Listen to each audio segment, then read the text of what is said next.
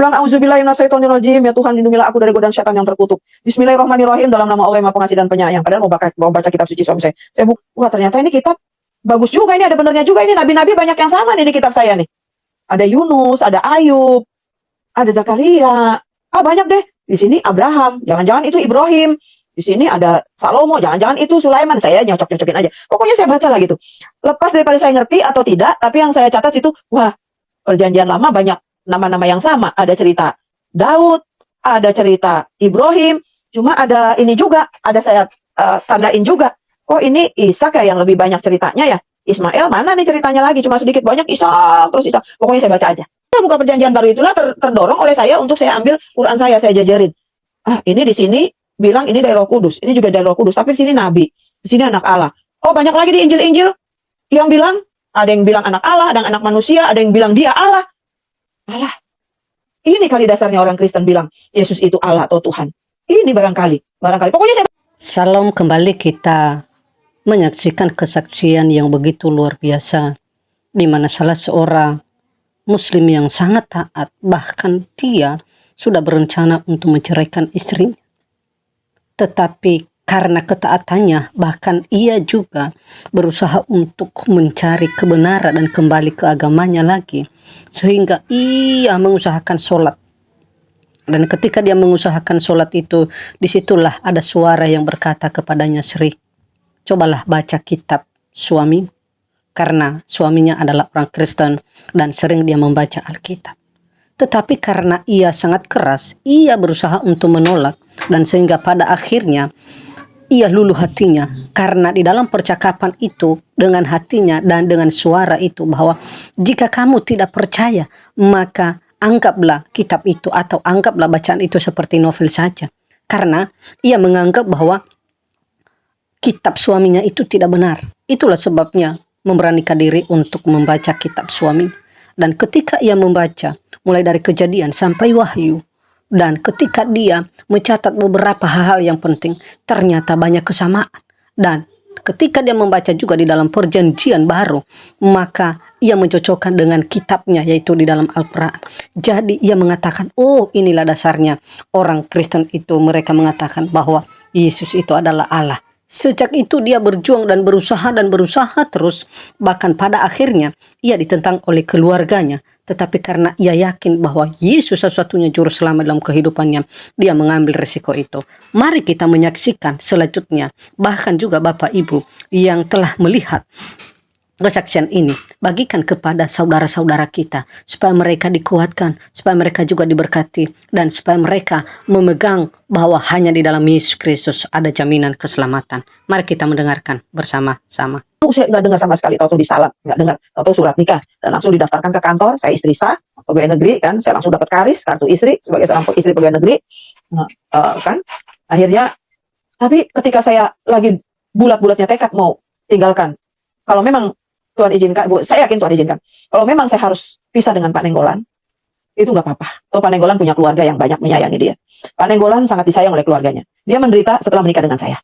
Ya kan, Pak Nenggolan menderita setelah menikah dengan saya.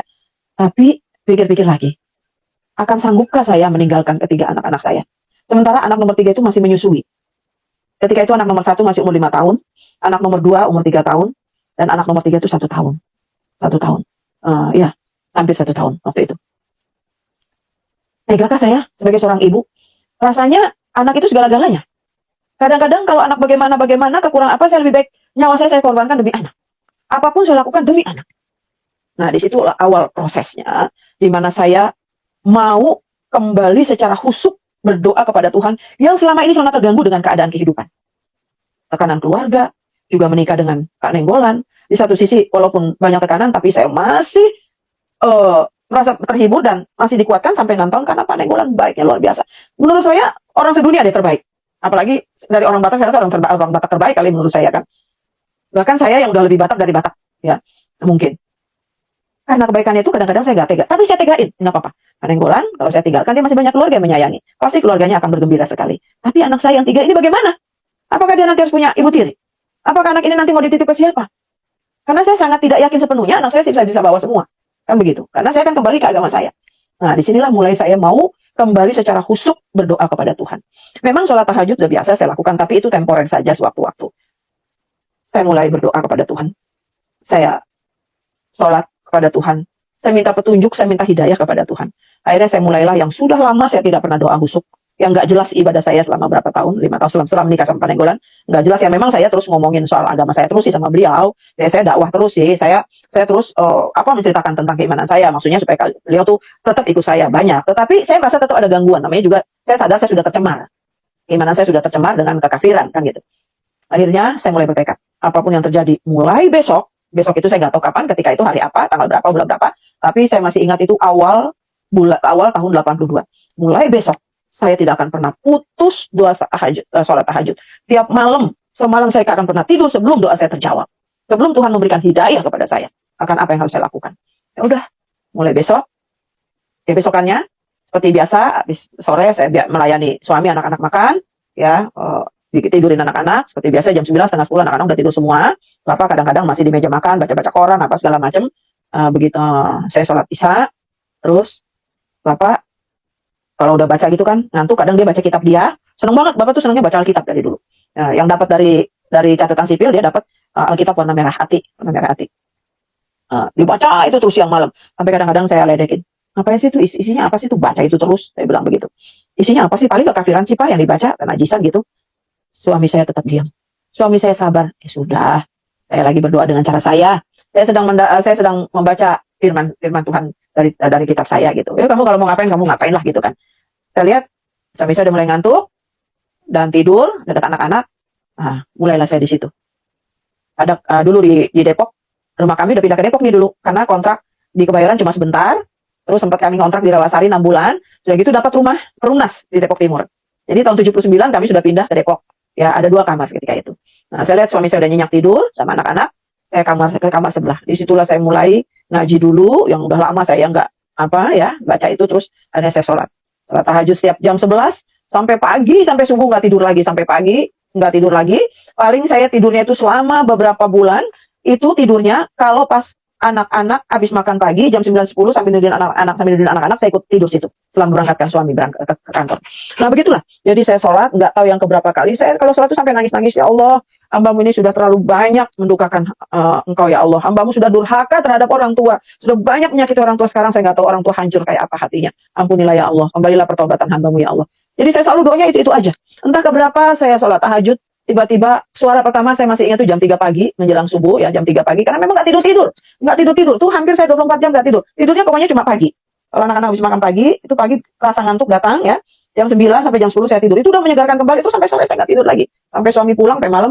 Terus saya terus tahajud. Nah, beberapa kali itu ada suara datang. Habis saya berikan petunjuk dan hidayahmu. Sepertinya jelas sekali. Mata saya melek. Saya sedang berdoa. Saya biasa kalau sholat kan sujud begitu kan. Sujud. Saya sambil, ada zikir-zikir lah. Subhanallah, Allahu Akbar. Saya begitu kan.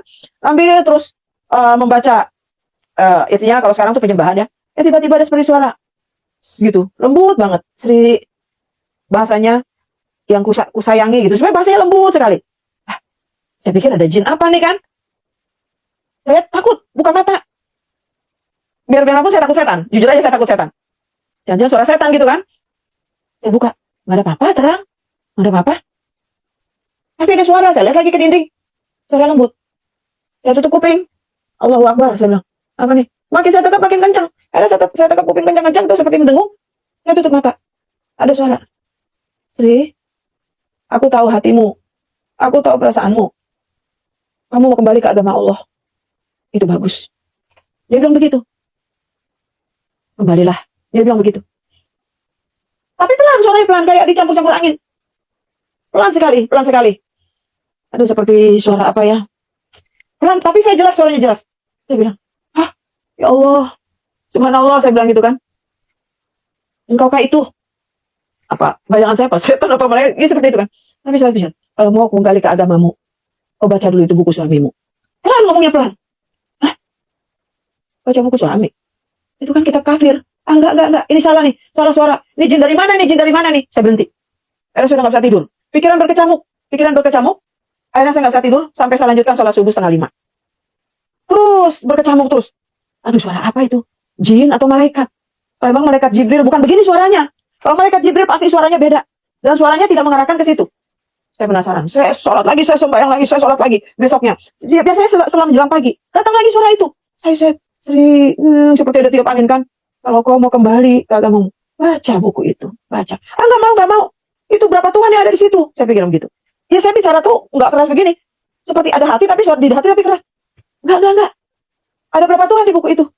Ah, ini siapa? Jin atau malaikat? Kalau malaikat nggak seperti ini. Pasti kalau malaikat arahannya lain, bukan seperti ini. Kalau kamu mau kembali ke agamamu itu bagus. Baca buku suamimu. Jelas sekali. Dan makin saya tutup kuping saya tuh, kan mendengung gitu, makin jelas suaranya, makin jelas. Oh tidak, ini bukan suara Allah, bukan suara malaikat, ini suara setan. Lagi-lagi sampai pagi saya nggak bisa tidur lagi, berkecamuk lagi sampai saya sholat subuh siang lagi. Ya, saya lanjutkan lagi, entah beberapa kali lagi. Itu dari suara pertama kedua masih berapa kali lagi saya sholat itu, saya nggak hitung karena nggak kepikir kalau mau disaksikan, saya nggak hitung. Lalu sholat lagi. Lalu saya penasaran lagi, saya sholat lagi, entah berapa kali lagi saya sholat lagi. Datang lagi ketiga kali. Ini suaranya lebih saya jelas. Dulu kalau saudara ingat ya, kalau di televisi suka ada pengajian ayat-ayat suci, pasti ada terjemahannya. Terjemahannya misalnya begini. Dengan nama Allah yang Maha Pengasih lagi Maha Penyayang. Lalu diterjemahkan ke bahasa Indonesia. Begitulah kira-kira. Bahasanya bagus sekali. Nah, itu lebih jelas. Engkau akan kembali ke agamamu. Bacalah buku itu. Bacalah buku itu. Bacalah buku itu. Nah, saya ingat kata bacalah itu, saya pernah, dulu Nabi saya kan, waktu dapat wahyu pertama, Iqra katanya, bacalah. Iqra, bacalah gitu kan. Saya ingat itu, ini kok bacalah buku itu. Bacalah buku itu. Tersentak lagi saya. Kok saya dicecer terus baca itu? Enggak mau, saya enggak mau. Sekali saya tidak mau baca. Karena saya belum tentu kuat melawan jin yang ada di sana. Saya belum tentu kuat. Saya berkata begitu. Dalam hati saya itu seperti saya ngomong keras begitu. Datang suara. Aku tahu. Kali ini tidak dipaksa. Dia bilang, tapi suaranya lambat sekali, ada intonasi. Bagus sekali. Dengarnya juga enak sekali. Kamu baca saja. Mau dipercaya atau tidak apa-apa. Lepas kamu mau percaya atau tidak apa-apa. Tapi baca saja. Terus ada lagi kata yang paling saya senang di ujungnya. Kalau kamu anggap itu satu buku yang najis, anggap saja itu novel. Oh, di suara itu ngomong-ngomong novel gitu. Anggap saja itu novel. Hah? Saya langsung tercelik. Waktu itu langsung disadarkan. Dengan kau baca itu, kau akan lebih memperdalam ilmu agamamu. Engkau akan bertambah ilmu agamamu. Sepertinya ada hati yang berdialog, ada suara yang berdialog seperti itu. Akhirnya saya tetap. Nah, kalau ini sudah jam 4. Karena udah mulai di musola ngaji. Udah pada ngaji sebelum azan, ada suara-suara ngaji, jadi suara speaker di masjid itu udah mulai blok gitu kan. Mau persiapan. Saya masih dengar itu. Iya juga ya. Anggap aja itu novel. Anggap aja itu buku bacaan. Dan saya orangnya senang membaca. Zaman itu memang hiburan kami ya bacanya novel, cerita bersambung, cerita pendek. Karena memang saya dulu nggak boleh kemana-mana. Kalau mau nonton itu izinnya susah sekali sama orang tua. Dulu zaman saya juga ada pesta-pesta kalau ulang tahun. Susah banget saya harus ngumpet-ngumpet. Perginya pura-pura bawa kantong kresek, bawa mukena gitu misalnya. Mau apa-apa bawa selendang, pura-puranya mau ngaji. Dulu padahal mau ada acara di rumah teman. Dulu mau nonton sulit saya dapat izin sama orang tua. Ya, paling kalau ikut orang tua kalau ada kawinan keluarga, kalau ada lebaran, bareng jalan ke orang tua. Untuk pergi nonton sendiri nggak boleh. Nah, jadi waktu itu hiburan saya tuh cuma baca. Habis ngaji saya baca novel. Seneng banget. Dan novel kesukaan saya sampai bolak-balik berapa kali saya baca itu mungkin lebih daripada 2 kali ya. Itu karangan Buya Hamka. Buya Hamka inilah yang paling sering saya dengar ceramahnya tiap subuh. Hampir setiap hari waktu saya tinggal di Kebayoran, tiap subuh saya dengerin ceramah subuh beliau. Ya kan? Tenggelamnya kapal Van der Beach. Ini saya seneng banget buku itu karena di situ juga ada cerita-cerita pasangan muda-mudinya di situ. Saya senang sekali buku itu. Sekarang bukunya saya nggak tahu karena tinggal di rumah semua. Ya sekarang saya nggak punya lagi itu buku, memang saya tidak cari lagi. Lalu saya bilang, ya juga ya, nggak aja novel. Nah, tapi saya masih belum yakin itu suara yang sudah final waktu itu. Habis saya sholat subuh, saya memang belum ada bertekad untuk menyelesaikan maksudnya yang doa sholat tahajud ini sebagai target sudah sampai situ belum. Jadi saya masih doa lagi, saya masih istilah sekarang mau konfirmasi itu suara kan gitu, saya mau doa lagi. Untuk besok-besoknya sampai sebulan saya doa sebulan itu kan berarti 30 hari ya saya sholat tahajud ya. Itu nggak ada suara apa-apa. Nggak ada suara apa-apa. Yang suara terakhir itu adalah baca, anggap aja itu novel. Akhirnya pikiran saya terpikir, udah final kali ini. Udahlah saya baca aja. Nah, mulailah saya bertekad. Gimana ya cara bacanya? Akhirnya saya berpikir gini, oh gini aja lah bacanya, kalau suami berangkat pagi-pagi udah selesai anak-anak makan pagi, saya baca. Nah disitulah mulai besokannya setelah ada suara itu, ini saya nggak mau ambil, nggak mau lama-lama jeda, karena saya pengen tahu apa isinya. Kok 3 kali saya tidak disuruh baca itu? Saya pikir mau suara jin kayak, mau suara malaikat kayak, mau suara apapun, tapi saya pengen tahu ada apa rupanya di buku itu, saya suruh baca. Saya udah mulai susun strategi supaya suami nggak tahu saya baca. Akhirnya besokannya, dulu kan Sabtu belum libur ya, suami itu kantor dulu Sabtu belum libur. Setiap suami berangkat ke kantor, anak-anak saya sudah siapkan semua, udah selesai makan, mereka kadang-kadang tidur. Yang biasa saya kalau tidur jam 9 sambil nungguin anak-anak tidur, situ saya mulai baca. Diam-diam lah saya pegang Alkitab suami saya itu. Gemetar saya pegangnya. Waktu saya mau pegang itu juga saya minta perlindungan dari Allah supaya saya jangan tergoda oleh setan. Dia bilang, "Auzubillahi minasyaitonirrajim, ya Tuhan lindungilah aku dari godaan setan yang terkutuk. Bismillahirrahmanirrahim, dalam nama Allah yang Maha Pengasih dan Penyayang." Padahal mau baca kitab suci suami saya. Saya buka, saya nggak perhatikan nenek, saya lihat apa sisinya, tulisannya kok bahasa, masa kitab suci tulisannya bahasa Indonesia gitu kan? Pengen saya tuh kayak tulisan kitab saya gitulah. Ini mah kayak cerpen aja nih mah, kayak buka aja. Maka saya lihat beberapa lembar, di lembar ada itu tulisan perjanjian lama. Apa? Udahlah baca aja, mau perjanjian lama, jangan-jangan ini ada isi peperangan nih, ada perjanjian-perjanjian. Pokoknya saya baca aja baca. Saking semangatnya seperti persis kayak baca novel, itu cerita tuh saya hafal bersambung. Saya hafal. Dan yang saya hafal itu lagi, yang saya seneng lagi situ, wah ternyata ini kitab bagus juga, ini ada benernya juga, ini nabi-nabi banyak yang sama nih di kitab saya nih. Ada Yunus, ada Ayub, ada Zakaria. Banyak deh. Di sini Abraham, jangan-jangan itu Ibrahim. Di sini ada Salomo, jangan-jangan itu Sulaiman. Saya nyocok-nyocokin aja. Pokoknya saya baca lah gitu.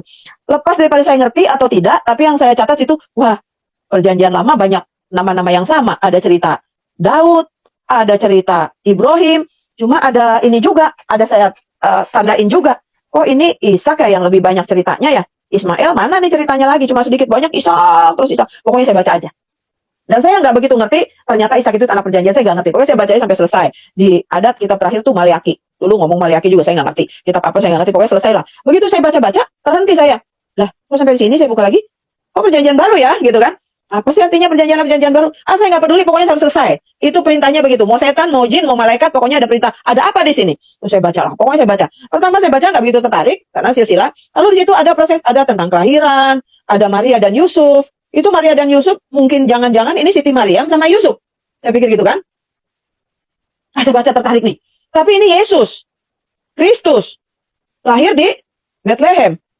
Yang di sana bukan di Bethlehem. Udah baca aja lah, baca aja. Baca aja, pokoknya saya baca. Intinya setelah saya baca itu, Kejadian sampai Wahyu itu benar-benar banyak yang nggak ngertinya. Tapi banyak juga yang saya catat di dalam hati, yang menjadi satu pertanyaan di perjanjian lama yang saya terhibur, ada banyak nabi-nabi yang sama. Tapi di perjanjian baru ya, saya baca di Wahyu itu ada tentang surga. Surganya orang Kristen begini, ada langit baru, bumi yang baru, nggak ada bidadari, pokoknya nggak ada yang namanya seperti ada buah tersedia, apa segala macam gitu. Nggak ada. Pokoknya gambarannya ada batu yang bagus-bagus, apa masa segala macam gitu. Saya nggak perhatikan itu, karena memang saya nggak ngerti. Cerita tentang kisah Rasul apa itu saya nggak ngerti suratnya, pokoknya saya baca aja. Saya nggak ngerti apa itu Matius, Markus, Lukas, pokoknya saya baca aja. Karena saya nggak ngerti memang, saya baca aja. Tapi ketika saya baca, ada kesamaan Maria dan Yusuf. Terus anak ini lahir dari Roh Kudus. Ada juga kan di kitab saya. Nah, ketika buka perjanjian baru itulah terdorong oleh saya untuk saya ambil Quran saya jajarin. Ini di sini bilang ini dari Roh Kudus, ini juga dari Roh Kudus, tapi di sini nabi, di sini anak Allah. Banyak lagi di Injil-Injil yang bilang, ada yang bilang anak Allah, ada yang anak manusia, ada yang bilang dia Allah. Allah. Ini kali dasarnya orang Kristen bilang Yesus itu Allah atau Tuhan. Ini barangkali. Pokoknya saya baca aja terus. Saya baca terus ya. Sampai saya nggak tahu apa itu kisah Rasul. Pokoknya ada setelah Yesus mati, yang saya perhatikan sekali, Yesus mati. Tapi di paham saya dulu nggak mati. Dia diserupakan, ada orang yang menggantikan. Itu kata ceritanya. Saya nggak terlalu paham banget ya di agama saya dulu. Tapi yang jelas, saya memang rajin ngaji lah gitu. Saya harus diajar takwa di situ. Karena masih jauh lah, karena saya masih remaja. Di sini, Yesus, tapi Isa Al-Masih nggak ada. Di sini Mesias. Ya, walaupun ada Al-Masih, saya rasa kok Tuhan di sini Nabi. Saya pikir kenapa sih dulu orang Kristen bilang Isa Al-Masih itu Tuhan? Saya tahu di situ ketika waktu Yesus mati di kayu salib. Pemahaman saya setelah saya ikut ceritanya, saya kagum banget sama pribadi Yesus itu. Kalau di kitab kami yang lama kan dia memang dari Roh Kudus, ya. Dia bisa ciptakan burung, dia tuh yang berhikmat, bahkan bisa bahasa. Ya, dari dalam kandungan udah bisa bahasa lah, banyak lah di kitab kami dulu. Tapi di sini luar biasa. Pribadi Yesus yang saya kenal, sekali seumur hidup, satu-satunya di dunia, inilah pribadi yang sangat luar biasa. Kenapa luar biasanya? Saya lihat kok ada orang yang sesabar ini ya. Ada orang yang selembut ini ya. Diapa-apain gak bales, padahal dia mampu. didera, diapa-apain, padahal dia mampu. Dicambuk, saya baca cerita itu, saya ikutin persis. Yang saya terkagum itu dengan satu pribadi Yesus itu, benar-benar kasihnya itu tidak ada duanya. Benar-benar tidak ada duanya. Benar-benar tidak ada duanya. Bahkan di situ, orang yang dibenci kita doakan. Bahkan saya mengikuti proses penderitaannya Yesus itu luar biasa, sampai mati. Bahkan dipahami dalam kitab itu, katanya Yesus Allah. Ya kan? Berarti kalau Allah bisa dong menggagalkan dirinya sendiri untuk mati. Bisa saja ketika dia mau disalib, dia datangkan aja itu hujan es, hujan api, gunung meletus atau badai, kan mati semua. Dia bisa, tapi dia tidak mau. Dia sanggup, tapi dia tidak mau. Ini pribadi yang luar biasa. Kagum saya waktu baca saya di kematian Yesus itu, ya. Dulu saya nggak ingat itu di Matius, Markus, Yohanes, saya nggak ngerti apa saya nggak ngerti. Pokoknya ketika saya cerita itu, saya kagum banget. Sampai dia rela mati loh untuk supaya tidak tergoda oleh kemauan iblis. Kalau maunya iblis, ada penjahat bilang, kamu kan anak Allah, selamatkan dirimu, gitu kan. Nah, dulu saya nggak ngerti itu apa artinya. Tapi saya baru ngerti sekarang setelah saya jadi Kristen. Terus, yang saya bayangkan ketika itu, iblis itu pasti maunya, ayo Yesus keluarkan kuasa kamu, lawan yang jahat dengan yang jahat. Ya berarti cacat kasihnya Yesus. Kagum sekali sama Yesus, karena sampai mati dia tidak keluarkan kuasanya. Padahal beberapa saat sebelum dia naik ke kayu salib kan dia masih melakukan mujizat. Tapi mujizat itu dia tidak lakukan. Di sini saya melihat ada satu kasih yang sempurna. Nah, mulai ada pertanyaan, siapa dia? Lalu mati. Waktu saya lihat kisah dia mati, kan saya belum tahu kalau Yesus bakalan bangkit. Kisahnya sampai nangis-nangis bacanya. Ya ampun, ada pribadi yang kayak begini. Aduh, luhur banget sih. Ya, saya pernah juga baca-baca komik, baca-baca apalah gitu, jagoan-jagoan orang yang sehebat-hebatnya. Atau maaflah, nabi-nabi di perjanjian lama juga nggak yang sehebat itu, pasti ada cacatnya. Saya nggak mau sampai sebut nabi-nabi lain, pokoknya nabi yang di perjanjian lama juga semua baik-baik, tapi ada cacatnya. Tapi Yesus nggak ada cacatnya. Nggak ada cacatnya. Oh, saya nangis. Ketika itu saya nggak ngerti apa yang saya tanya, tapi lihat perjalanannya itu loh. Aduh, didera, di apa, sampai mati. Mati, terkulai. Dia nggak melakukan mujizat, padahal dia bisa. Tapi saya secara otodidak dalam hati. Oh, iblis nih tersipu malu nih. Nggak mampu nih iblis nih. Saya berkata begitu. Udah cuma sampai situ. Oh, berarti matinya dia ini mau ngalahin iblis. Kalau dia mau balas kejahatan yang kejahatan, berarti ngikutin maunya iblis. Cacat dia. Dia rela mati. Supaya sengat iblis atau masuk kekuatan iblis, dia matikan di situ. Karena iblis dengan berbagai macam cara menggoda Yesus supaya balas kejahatan dengan kejahatan itu. Bisa menghalalkan segala cara, mendemonstrasikan mujizat-mujizatnya untuk kesombongan, tapi iblis nggak mau. Lalu saya lihat lagi, baca lagi, lah, kok bangkit dari kubur? Saya nggak ngerti apa itu hari pertama dalam minggu itu. Dulu saya nggak tahu. Yang saya tahu kan hari pertama dalam minggu kan Senin, ya kan? Zaman dulu. Hari pertama dalam minggu itu. Kan nggak disebut ya hari Minggu waktu itu. Di situ hari pertama dalam minggu itu. Saya nggak ngerti lah hitungan Yahudi waktu itu. Pagi-pagi sekali bangkit. Saya pikir ini dongeng apa? Oh bener bangkit. Saya ikutin lagi ceritanya. Dia menampakkan diri sesudah bangkit itu. Terus ada lagi dia naik ke surga. Hah? Naik ke surga? Siapa nabi yang bisa naik ke surga? Yang naik ke surga kan harusnya turun dari surga. Hati saya berkata begitu. Asik sekali baca. Saking asiknya itu saya semangat banget sampai saya harus saksikan pada saudara. Saya baca Alkitab itu Kejadian sampai Wahyu. Dulu saya nggak tahu berapa jumlah surat itu. Nggak tahu. Dari 39 perjanjian lama, 27 perjanjian baru. Setelah tahu sih sekarang. Dulu saya nggak ngerti. Wah, saya baca tuh semangat banget karena enak banget ceritanya. Aduh, ini satu tokoh luar biasa. Saya anggap itu satu tokoh. Wah, Superman yang luar biasa tuh Tuhan Yesus waktu itu. Lalu dia naik ke surga. Hah? Naik ke surga? Naik ke surga. Yang di surga kan cuma Allah, saya bilang gitu kan. Cuma malaikat. Dia naik ke surga. Dia hidup. Dia mati cuma 2 hari. Cuma 2 hari. Jumat mati. Ya. Terus hari ketiga. Wih, penasaran. Terus ada lagi janji-janji Roh Kudus. Saya nggak ngerti, ini blank, saya nggak tahu. Apa itu Pentakosta, apa itu Roh Kudus, saya nggak tahu. Tapi yang pasti, setelah Yesus naik ke surga, dia tetap ada di surga. Saya baca terus. Lalu saya baca lagi kisah Rasul. Dulu saya nggak tahu kisah Rasul. Pokoknya kisah setelah Yesus mati, murid-murid yang sesudahnya itu, murid-murid sesudah di Injil itu, saya baca surat-suratnya. Pemberitaannya itu mengakui selalu bahwa Tuhan Yesus Kristus. Semua mengatakan bahwa Yesus Tuhan Yesus Kristus. Berarti emang dia Tuhan dong. Dan banyak bicara Roh Kudus. Lalu siapa lagi Roh Kudus? Pokoknya singkat cerita saya selesai. Wahyu. Di Wahyu nggak bicara macam-macam tentang itu. Hanya bicara tentang surga. Sama penghukuman. Sama cerita tentang kebinasaan. Penghukuman kekal. Itu pun saya nggak ngerti. Pokoknya saya baca aja. Tapi yang saya tertarik. Pertama, di perjanjian lama, hanya saya melihat ada kesamaan. Yang kedua, ketika saya baca kisah Yesus, itu saya kagum banget sama pribadi Yesus. Yang ketiga, yang saya sangat ketika itu secara pribadi rasa pengen punya, ya, kata-kata jaminan keselamatan itu. Pengen banget saya punya jaminan keselamatan. Jujur saya walaupun sudah bertakwa dulu, untuk mati itu takut. Biar bagaimanapun saya bukan orang suci. Walaupun iman saya, agama kami menyelamatkan. Tapi kalaupun saya mau diselamatkan melalui penyucian api neraka gitu loh. Api neraka. Jujur saya takut mati. Ngebayangin baru sampai di liang kubur, baru berapa langkah yang ngantar saya udah ada pertanyaan, man roh buka, man kita buka, man rasulika. Itu malaikat Munkar dan Nakir. Wow, itu saya takut. Nah di kitab ini, di perjanjian baru, berani banget.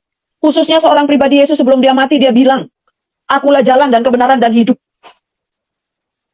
Saya nggak tahu dulu ada di mana tuh ayatnya, yang ternyata ada di Injil Yohanes 3:16. Begitu besar kasih Allah bagi setiap orang percaya kepada dia, pada Yesus, tidak binasa, melainkan beroleh yang kekal. Saya cerna, binasa itu kan neraka, hidup yang kekal kan surga. Oh, ada janji seperti ini ya. Tapi yang lebih berani itu ya Yohanes 14 ayat 6. Tidak ada seorang pun sampai kepada Bapa. Kenapa saya ketika itu punya pemahaman tidak ada langsung sampai kepada Bapa? Pemahaman saya kalau udah Bapa itu surga. Karena waktu saya baca di Matius sebelumnya, di Matius 6, ada doa Bapa kami di situ. Tapi saya nggak tahu kalau itu rangkaian doa Bapa kami, saya baca aja. Setelah saya jadi Kristen baru tahu ternyata itu doa Bapa kami. Dia katakan begini, Bapa kami yang di surga. Ya, berarti kalau tidak ada seorang pun yang sampai ke surga, tidak melalui aku, berarti jalan satu-satunya dia dong.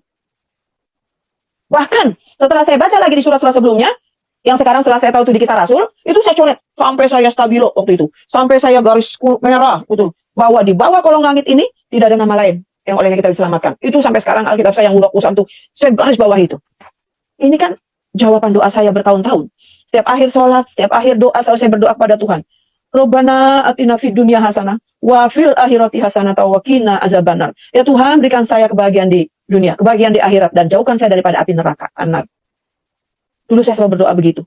Seolah-olah hati saya berkata, ayat-ayat itu jawaban doa saya. Apakah ini benar-benar?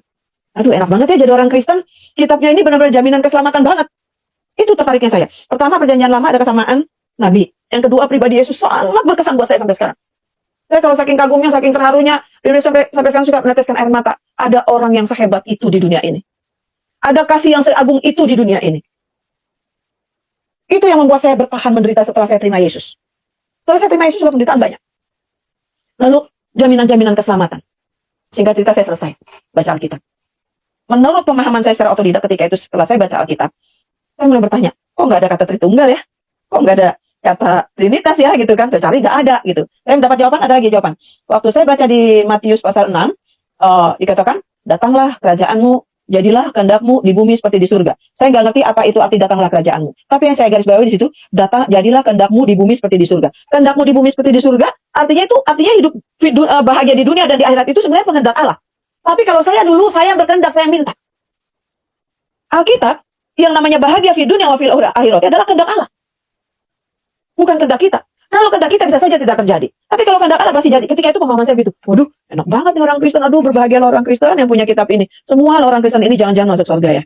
Dalam hati saya. Lalu saya mulai tergelitik mempelajari Roh Kudus. Ini Roh Kudus, apalagi nih ya? Orang Kristen kok bilang adalah Bapa, Allah Putra, Allah Roh Kudus. Bingung saya. Saya cerna-cerna. Oh, jangan-jangan begini. Emang saya pernah lihat sih di Matius ya. Di Matius pasal 28. Baptisan mereka dalam nama Bapa, Putra, dan Roh Kudus. Tapi kan saya nggak ngerti. Itu nggak ngerti apa artinya. Tapi yang saya pemahaman secara pribadi begini.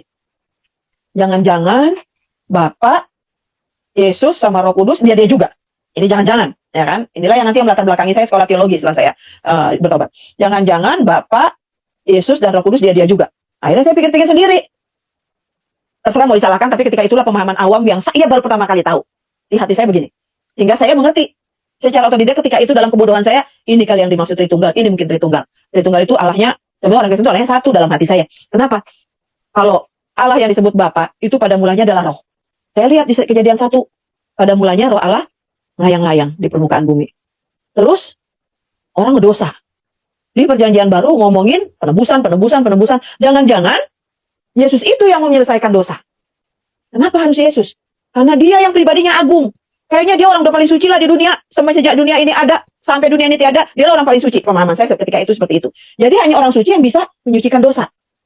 Ya, jadi, lalu pemahaman saya ketika itu, pada mulanya Allah itu roh. Karena roh itu memakai para nabi, gak berhasil untuk menyelesaikan dosa manusia. Jadi harus roh Allah itu sendiri keluar dari surga. Harus menjadi manusia. Itulah Yesus. Oh, pantesan orang Kristen bilang Yesus itu Tuhan.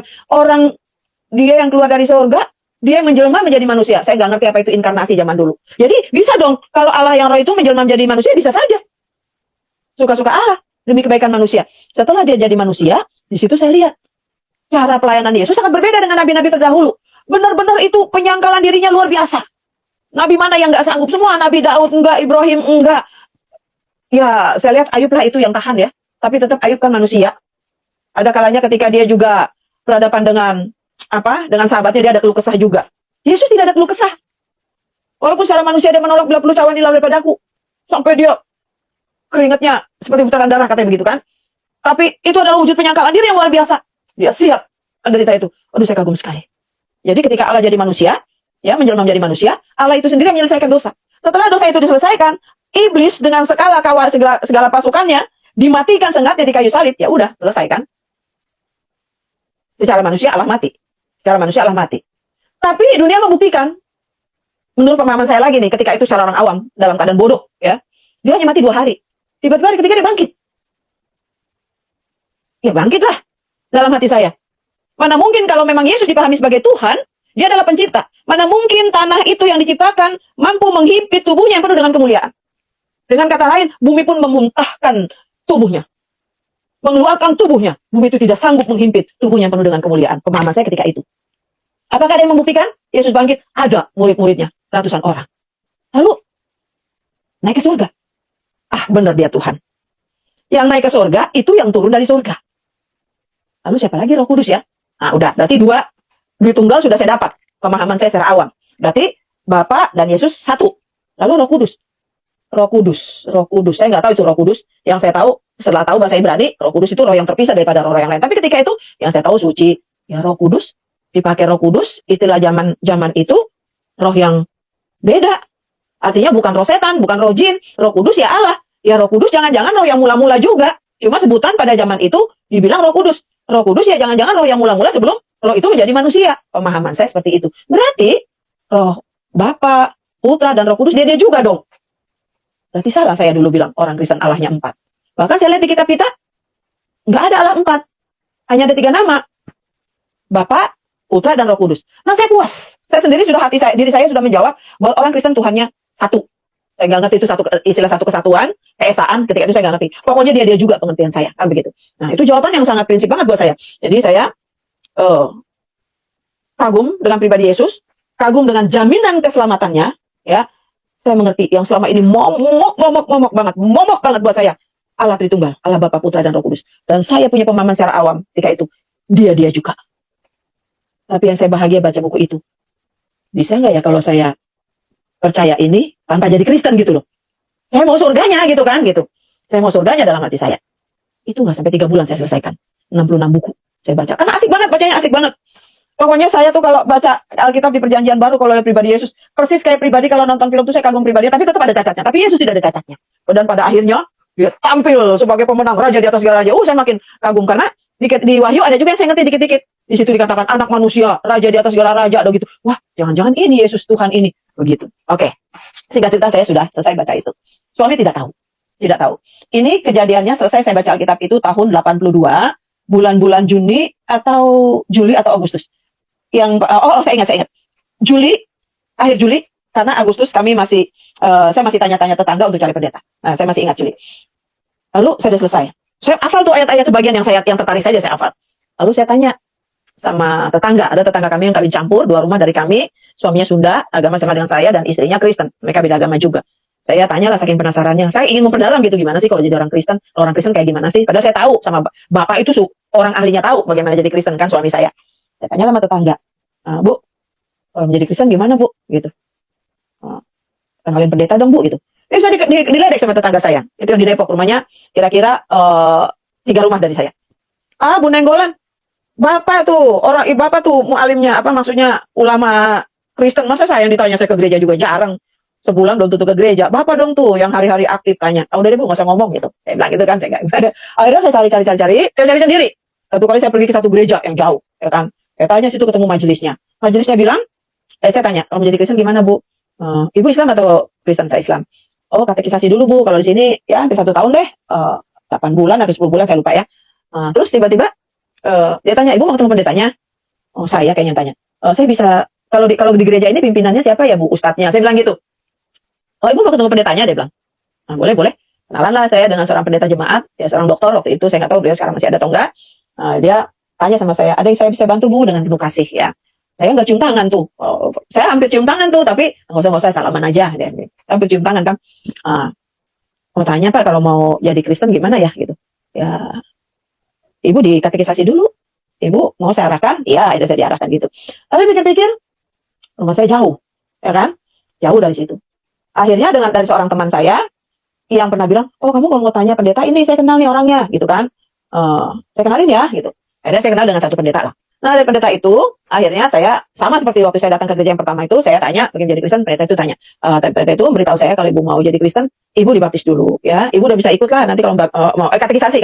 Kalau ibu mau jadi Kristen, katekisasi dulu, belajar dulu, baru nanti kami baptis, gitu kan. Oh iya Pak, kapan Pak mulai belajarnya? Nah, karena kebetulan lusa ya, 2 hari lagi ada belajar, ada nanti hari Sabtu malam, habis kebaktian pemuda, saya nggak ngerti apa itu arti kebaktian pemuda. Habis kebaktian pemuda, ya jam 8, setengah 9 lah kita ada katekisasi cuma 1 jam, katanya gitu, setengah 10 selesai. Oh baik Pak, saya datang ya, anak-anak saya bawa tuh, anak kecil, yang kecil anak saya bawa, yang karena kan waktu itu masih menyusui saya bawa. Waktu pertama kali yang saya ikutin pelajaran, saya disatuin sama anak-anak muda, anak-anak yang kayak SMA gitulah, disatuin gitu. Terus satu pendeta itu ngomong tentang siapa Yesus, ada ayat-ayat yang masih saya hafal gitu. Terus saya suka nyetuk gini, pendeta yang tertulis di sini ayat sini kan, iya. Terus saya ditanya di pertemuan kedua atau ketiga tuh, waktu saya katekisasi. Mohon maaf ibu sebetulnya Kristen atau agama lain ya? Saya agama lain Pak gitu. Oh hafal ayat itu? Ya satu-satu yang hafal saya baru belajar Pak gitu. Karena belajar ini saya mau tahu, saya ingin percaya, mau kayak yang di kitab ini gimana caranya gitu. Oh ibu udah baca Alkitab? Iya gitu. Tujuan ibu kesini memang ibu mau terima Yesus. Dia bilang, saya nggak ngerti apa arti terima Yesus, kayak orang terima buku aja gitu kan. Ibu mau percaya Yesus? Nggak ngerti juga, enggak pokoknya saya mau jadi Kristen, saya bilang gitu. Saya nggak cerita kalau suami saya Kristen, jadi Kristen. Oh iya katekisasi dulu. Tapi ibu udah baca, itu banyak ibu yang hafal, udah hafal. Kalau nggak salah 3 kali 4 kali katekisasi saya lupa. Lalu langsung pendeta itu nawarin Bu, hari Minggu, saya catat ini tanggal baptisan saya. Kemarin saya lupa, saya pernah ngomong Oktober, ternyata surat baptis saya dibaptis tanggal 26 September tahun 82. Nah pendeta itu bilang begini, Bu kalau ibu mau dibaptis, Ibu saya ikutkan ke baptiskan gelombang yang ini ya, minggu depan ya, tanggal 26 September. Mau nggak? Gitu. Oh boleh aja, saya bilang gitu. Boleh aja Pak. Saya bilang gitu, emang boleh Pak? Oh boleh, nggak apa-apa. Lagi pula kan ibu yang udah dewasa, udah orang tua, dia bilang begitu kan. Udah orang tua, udah dewasa, jadi nggak apa-apa lah. Tapi nanti kalau habis dibaptis, kalau ibu mau katekisasi lagi nggak apa-apa, gitu kan. Ya kalau memang nggak apa-apa sih Pak, ada masalah gitu kan. Nah waktu itu karena saya dibaptis tanggal 26 September jam 8 pagi, sepertinya 10 hari atau 2 minggu sebelumnya saya dibilang gitu. Baiklah Pak gitu. Tapi saya ikut lagi sekali lagi. Nah kira-kira seminggu sebelum dibaptis, saya ngomong sama suami gitu. Pak, maaf ya saya pakai bahasa Betawi nih. Pak, gue besok minggu depan mau dibaptis. Kaget nih Pak Nenggolan. Hah? Jangan main-main kamu, kalau agama jangan main-main gitu. Tahu apa kamu? Kata gitu kan. Orang kalau ngomong apa juga kamu buang muka, ngomongin tentang Tuhan saya juga buang muka, saya ngomong soal keimanan juga buang muka, apa ngelawan-lawan kata gitu. Bisa apa kamu gitu kan? Apa dasarnya kamu dibaptis? Gitu. Ya saya udah belajar. Apa belajarnya? Di gereja itu. Siapa pendetanya? Ada gitu, saya bilang gitu. Berapa lama kamu belajar? Kata suami saya gitu. Udah lama sih gitu, saya bilang. Saya udah baca buku kamu situ, saya bilang gitu. Cuma saya takut menyeret buku. Kan saya dulu dimarahin kalau kitab suci nggak boleh coret-coret. Dulu zaman kami tuh nggak boleh coret-coret. Pengen buku Panenggolan saya coret-coret gitu kan. Kitab sucinya. Tapi saya nggak coret-coret. Yang saya coret itu di notes. Saya punya buku. Saya dulu kan terima jahit ya, bisa jahit baju. Ada buku yang besar itu, di situ lah banyak catatan saya, perbandingan ya. Nah, akhirnya Panenggolan nggak percaya. Saya nggak percaya. Jangan-jangan kamu halusinasi aja, katanya gitu. Nggak percaya, telepon aja. Saya bilang gitu. Saya kasih nomor telepon sekretariatnya. Langsung ditelepon. Tanya, benar nggak ada calon baptisan tanggal 26 September gitu kan? Panenggolan. Telepon dari kantornya. Dulu rumah kami di Depok belum ada telepon kantor, belum ada telepon rumah. Telepon lah dari kantor. Ternyata benar. Pulang kantor, dia kasih tahu. Benar tuh kamu mau dibaptis minggu depan. Caranya bagaimana tuh, gereja kok mau aja membaptis kamu belum selesai katekisasi? Bilang gitu. Aku udah baca Alkitab sih. Iya tapi nggak cukup, emang kamu ngerti? Katanya gitu. Ya nanti habis dibaptis suruh belajar lagi sih. Nah ini pendeta ini yang sekarang jadi bapak rohani saya, beliau udah almarhum. Dibaptis. Jadi hari haknya lah. Berangkatlah kami ya. Berangkat bareng-bareng semua keluarga gitu kan. Jadi nama saya dipanggil. Tiba-tiba ada nama lagi dipanggil di belakang saya. Bapak Nenggolan. Kok suami saya dibaptis juga? Waktu itu yang dibaptis cuma ada berapa? 6 orang atau 5 orang gitu ya. Lah, suami saya ikutan nyemplung nih gitu kan. Saya nggak ngomong nyemplung sih. Setelah dibaptis. Kok bisa? Rupanya suami saya ketika itu tergerak langsung mau ikut baptisan seperti saya gitu. Saya masih bengong-bengong, aduh. Begitu sampai dibaptis, saya kan ke kamar ganti, semua udah baju ganti gitu kan. Kami ada doa, terus langsung ada kesaksian, karena habis itu ada doa di situ, langsung ada kesaksian. Terus saya tanya sama suami saya, "Hah, kenapa ikutan gitu?" "Nggak tahu, kencang sekali saya mau ikut baptisan kayak kamu tuh, kayak Tuhan Yesus gitu." Dibaptis. Untung memang saya bawa selalu kalau di tas tuh, saya kan kemana-mana karena punya anak kecil selalu bawa baju ganti banyak. Terus bapak juga saya bawain kaos gitu, bawa baju ganti karena sering kalau lagi dibawa anak kecil tuh kan kadang bapak gendong anak suka ada kena coklat, kena apa. Jadi kalau pulang, untung saya bawa baju bapak juga. Bawa baju bapak juga. Lalu saya satu setel itu bapak saya sampai ke pakaian-pakaian dalam saya bawa gitu kan karena ya punya anak kecil kemungkinan pasti kotor kan gitu, pasti ganti, pasti kadang kena kumuh juga, kena apa kan gitu. Dia bersaksi, "Tahu keras sekali saya," katanya gitu. "Emang bisa gitu?" Spontanitas apa mendadak, istilahnya mendadak gitu. Ya itu saya bisa, saya langsung begitu kamu dibaptis saya cepat-cepat ngubungi Pak Gembala di sini langsung, "Pak Gembala, oh Bapak mau dibaptis juga, ya udah cepat-cepat isilah formulir," kata isi namanya gitu, langsung majelis di situ, "Ya udah Bapak bawa baju ganti," biasanya istri saya bawa sih Pak gitu kan. Udah langsung peserta terakhir baptis, suami saya dibaptis gitu. Mengagetkan lagi. Begitu sampai ke rumah kan di Depok, ya saya tanya pulang lah. Ini tiba lagi deg-degan lagi saya. Begitu saya masuk ke dalam rumah saya, depan rumah saya kok udah banyak orang. Kursi saya dari pinggir-pinggirin pakai tikar. Aduh saya mau disidang apa lagi nih? Deg-degan saya tuh sama seperti deg-degan saya seperti saya dulu mau dibakar bapak saya. Aduh, di sini kali umur saya ini mati. Karena habis dibaptis, takut saya ada apa-apa, jangan-jangan mati lagi, mati di sini nih dalam hati saya kan. Tapi begitu saya masuk, lah ini kok saudara Panenggolan banyak. Udah ada makanan. Yang lucunya ada makanan haram di situ. Ya, makanan haram gitu saya. Apa-apa nih? Baru Panenggolan ngasih tahu. Saya diam-diam kasih tahu kamu. Diam-diam. Saya lapor sama keluarga. Mereka saking bersyukurnya, mereka bikin acara syukuran untuk baptisan kamu. Oh gitu. Alhamdulillah. Saya pikir saya mau dihakimi. Bukan dihakimi. Saya pikir saya mau apa? Mau dimatiin lah. Mau disiksa dalam hati saya. Ternyata orang tuh saudara kamu. Saya pikir siapa gitu kan. Semua kenal. Ada ipar saya. Ada tantenya suami saya. Pada datang gitu kan. Dan saya nggak tahu acaranya. Pada kasih kesaksian lah. Sambutan. Ucapan selamat. Barulah hati saya tenang. Oke. Saya dibaptis. Setelah dibaptis, sungguh suasana hati itu jauh berbeda luar biasa. Dari berbagai kecamuk, tekanan, nggak tabah, rasa takut, bimbang, khawatir, hilang semua. Bukan berarti setelah saya dibaptis, terima Yesus sebagai Tuhan Juru Selamat, bukan berarti penderitaan nggak ada. Penderitaan tetap ada. Karena kami nggak kaya, itu penghinaan tetap ada. Udah kawin sama orang Batak, Kristen lagi nggak kaya, begitu. Penderitaan tetap ada. Disinilah saya merasakan mukjizat yang luar biasa. Sepertinya ketahanan yang ada pada saya itu bukan saya. Saya itu seperti bukan saya. Benar-benar pribadi saya yang mati sama sekali. Saya punya ketabahan, saya punya kesabaran, saya punya ketahanan iman. Sangat-sangat luar biasa. Bahkan hati itu selalu ikhlas dan damai. Orang bikin jahat, orang menghina, orang ngatain, orang cemooh, orang ngutuk. Itu saya bisa terima dengan ikhlas dan damai. Dengan mudahnya berkata, puji Tuhan. Tuhan berkatilah orang itu Tuhan. Padahal udah kayak apa saya diberkati? Kayak apa orang saya keadaannya begini? Artinya dalam kalau ukuran materi, kayak emangnya saya siapa? Belum ada standar sebagai orang yang diberkati. Tapi sesudah dibaptis itu benar-benar sepertinya, aduh ibarat orang sakit gigi, hilang, terus tidak kumat-kumat lagi. Mulai saat itu, walaupun penderitaan ada, aniaya, cemooh, hinaan, aduh, kadang-kadang sering kali ketidakadilan juga saya terima. Tapi saya tahan dan Tuhan kasih kemampuan untuk saya sampai saat ini tidak membalas kejahatan dan kejahatan. Sampai saat ini. Saya rasa itu bukan saya. Bukan. Sampai akhirnya saya jalani kehidupan satu iman indah sekali.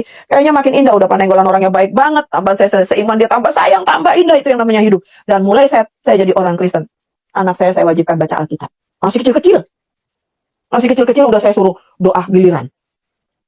Saya ya setengah paksa. Harus saya selagi udah bisa baca Alkitab, saya suruh baca. Minimal beberapa ayat yang penting. Target harus mereka selesai baca Alkitab itu. Itu sebabnya sampai sekarang, cucu-cucu juga saya wajibkan baca Alkitab. Harus selesai Alkitab itu dari perjanjian lama sampai perjanjian baru. Jangan ilmu yang lain sudah tahu tapi Alkitab aja nggak tamat. Jadi saya alasannya sama cucu-cucu begitu.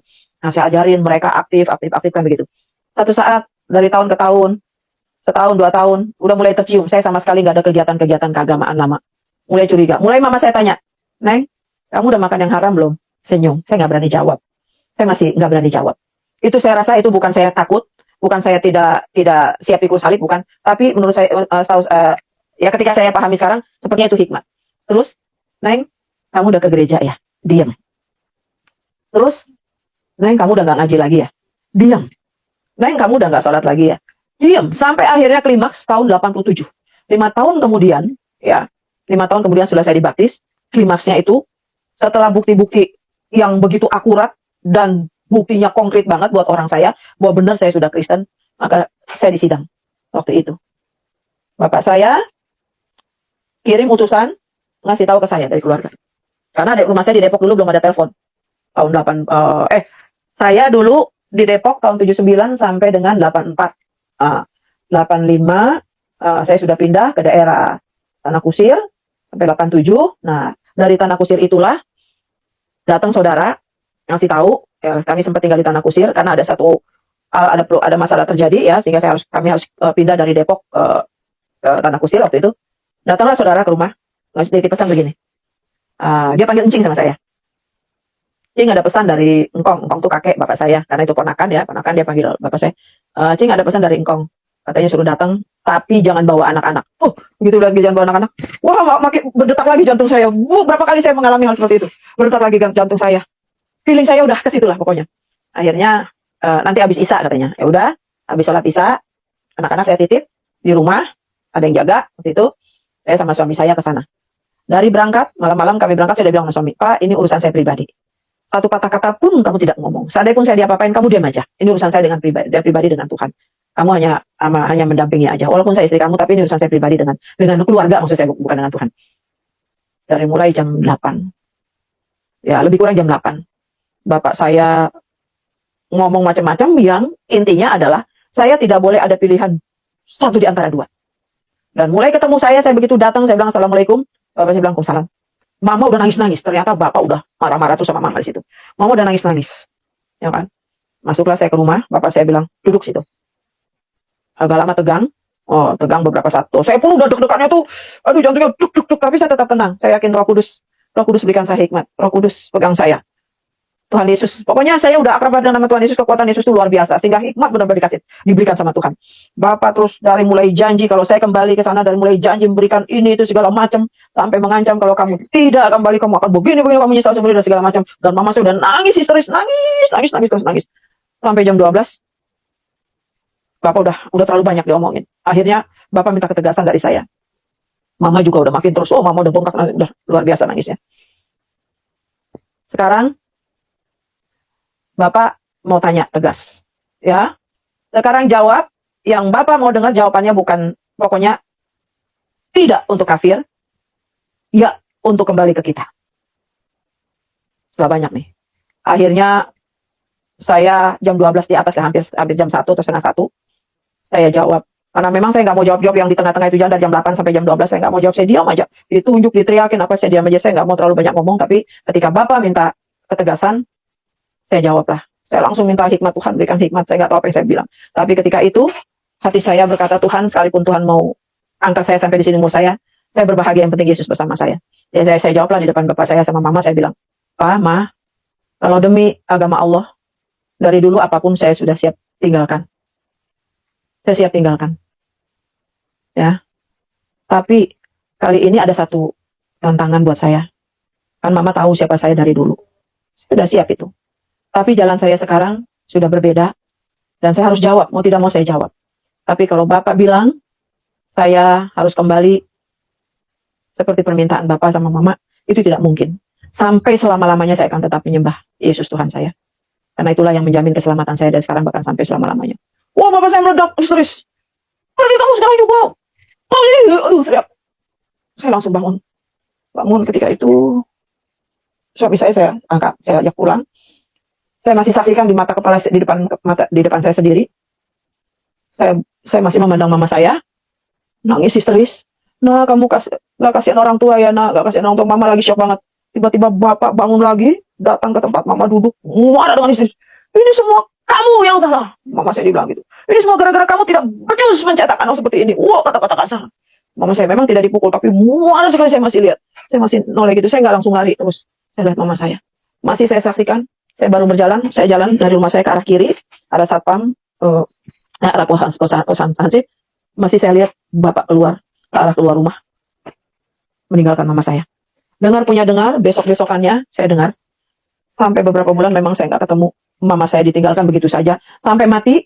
Sampai Bapak saya dipanggil Tuhan. Tidak diberi nafkah lahir dan batin. Nah, setelah beberapa bulan atau beberapa minggu kemudian saya tahu itu, mulailah ada satu beban. Ya, puji Tuhan, suami saya sangat baik. Dengan segala keterbatasan, dengan segala keberadaan. terpanggil juga untuk membantu mama sedikit-sedikit karena anak-anak masih sekolah ketika itu. Dan itulah saat-saat hidup menderita. Tapi saya hati tidak menderita sukacita. Saya sukacitanya ketika itu saya menang. Saya berani saksikan bahwa saya percaya Yesus Tuhan dan Juru Selamat. Tapi korbannya, sedihnya mama saya jadi korban. Dan mulai saat itu, memang saya lama nggak datang, walaupun saya dengar mama ada sisaan, tapi saya mulai berani datang karena saya dengar bapak katanya udah nggak pulang-pulang lagi. Saya curi-curi waktu sering datang ke sana ke mama, kasih sedikit apa yang saya minta bantu, saya bantu. Walaupun mungkin beliau juga punya ya, tapi saya merasa semua dosa saya kan gitu. Saya harus istilahnya tebus, tapi bukan tebus, tapi saya inginlah sedikit berbuat apa adanya. Dan terus dari waktu ke waktu, ya, di mana Tuhan sudah merubah pribadi saya sama sekali, disinilah saya boleh merasakan ada kuasa dan mujizat Tuhan. Teringat saya akan kutukan-kutukan dari keluarga-keluarga orang-orang yang menyaksikan saya menikah dengan orang Kristen dulu. Hidupnya nggak akan berhasil itu, hidupnya semakin menderita itu. Saya ikhlas menerima itu. Puji Tuhan, ya bahkan saya mengampuni, bahkan saya memberkati orang-orang tersebut. Ya. Dan waktu berjalan terus, saya tidak tahu, memang kalau secara manusia tidak mungkin kami bisa menyekolahkan anak-anak menyekolahkan anak-anak di swasta. Mereka tamat SMA semua, disinilah mulai Tuhan berikan mukjizatnya. Nomor satu, mukjizat luar biasa. Saat kami bingung, Tuhan, saya yakin Tuhan tidak akan mempermalukan kami. Walaupun kami tidak kaya, tapi Tuhan akan memuliakan kami pasti dari hal yang lain. Kalau soal iman, saya bangga punya Yesus. Walaupun saya tidak punya harta, tapi saya bangga punya Yesus. Saya bangga pribadi saya dirubah. Ini bukan saya sekarang, karena saya tuh sekarang tahan banget. Kalau dulu saya cengeng sebelum punya Yesus. Tidak tambah hidup saya. Gampang membalas kejahatan dan kejahatan. Tapi kalau sekarang benar-benar ikhlas terus. Saya tidak pernah memberi tangan hati pikiran saya untuk membalas kejahatan dengan kejahatan. Kalau bukan karena Tuhan yang membukakan untuk klarifikasi, tidak. Kalau niat untuk membalas, tidak ada. Akhirnya Tuhan angkat satu persatu. Anak nomor 1 tamat SMA. Tuhan izinkan masuk, terima di UI. Puji Tuhan. UI itu sekolah termurah waktu itu. Anak yang kedua, terima lagi sekolah termurah. UI, bahkan 2 fakultas. Ekonomi dan hukum. Anak ketiga, masuk lagi UI. Anak keempat, UI lagi. Luar biasa. Satu mujizat Tuhan. Anak-anak ini dari kecil kami bina setelah saya bertobat. Benar-benar kerohaniannya kami bina banget. Jangan sampai tidak berdoa malam. Jangan sampai bangun tidak ada mesbah. Bangun setiap mau berangkat sekolah. Saya selalu bilang, lebih baik terlambat di sekolah, mama yang hadapin guru. Daripada kamu tidak berdoa. Berdoa dulu.